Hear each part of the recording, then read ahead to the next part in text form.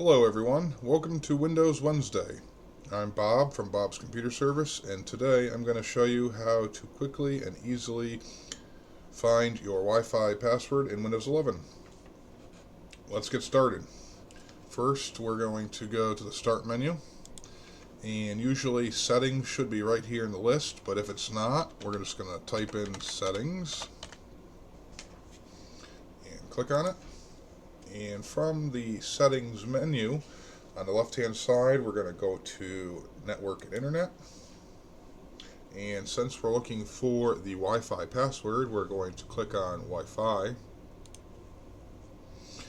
And the option we're looking for is Manage Known Networks. And I don't really have any known networks because I run on a wired connection, but I did set up a hotspot on my phone with the name BCS, so I'm going to click on BCS because that's the one that I want to get the password for. And right down here at View Wi-Fi Security Key is going to give us the password. And since this isn't a real connection, I just put password, and that is not the password for my home Wi-Fi.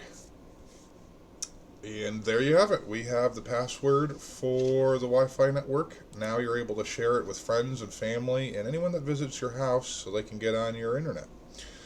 I hope this tutorial was helpful. If you liked it, don't forget to give a thumbs up, subscribe to my channel, and hit the bell icon for more Windows Wednesday tips. If you have any questions or need help, comment below.